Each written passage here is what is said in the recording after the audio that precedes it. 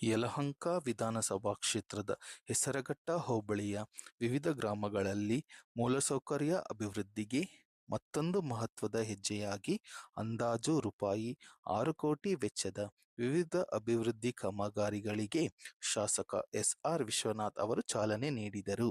ಈ ಸಂದರ್ಭದಲ್ಲಿ ನಾಗದಾಸನಹಳ್ಳಿ, ಸಿಂಗನಾಯಕನಹಳ್ಳಿ, ಆವಲಹಳ್ಳಿ, ಹೊನ್ನೇನಹಳ್ಳಿ, ಅದ್ದೆ ವಿಶ್ವನಾಥಪುರ, ಸೊನ್ನೇನಹಳ್ಳಿ, ಚಳ್ಳಹಳ್ಳಿ, ಸುರದೇನುಪುರ, ಸಾದೇನಹಳ್ಳಿ ಹಾಗೂ ಅದ್ದಿಗಾನಹಳ್ಳಿ ಗ್ರಾಮಗಳಲ್ಲಿ ರಸ್ತೆ, ಚರಂಡಿ, ಕುಡಿಯುವ ನೀರು ಸೇರಿದಂತೆ ವಿವಿಧ ಮೂಲಭೂತ ಸೌಲಭ್ಯಗಳ ಅಭಿವೃದ್ಧಿಗೆ ಸಂಬಂಧಿಸಿದ ಕಾಮಗಾರಿಗಳಿಗೆ ಭೂಮಿ ಪೂಜೆ ನೆರವೇರಿಸಲಾಯಿತು.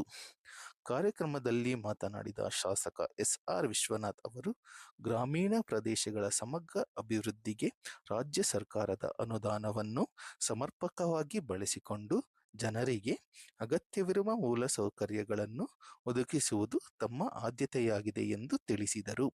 ಕ್ಷೇತ್ರದ ಪ್ರತಿಯೊಂದು ಗ್ರಾಮಕ್ಕೂ ಸಮಾನ ಅಭಿವೃದ್ಧಿ ತಲುಪುವಂತೆ ಯೋಜನೆಗಳನ್ನು ರೂಪಿಸಿ ಹಂತ-ಹಂತವಾಗಿ ಅನುಷ್ಠಾನಗೊಳಿಸಲಾಗುತ್ತಿದೆ ಎಂದು ಹೇಳಿದರು.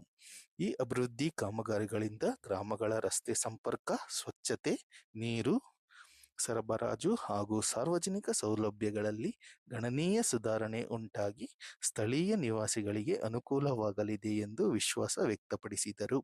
ಈ ಸಂದರ್ಭದಲ್ಲಿ ಸ್ಥಳೀಯ ಜನಪ್ರತಿನಿಧಿಗಳು, ಮಾಜಿ ಪಂಚಾಯಿತಿ ಸದಸ್ಯರು, ಅಧಿಕಾರಿಗಳು, ಮುಖಂಡರು ಹಾಗೂ ಗ್ರಾಮಸ್ಥರು ಉಪಸ್ಥಿತರಿದ್ದರು.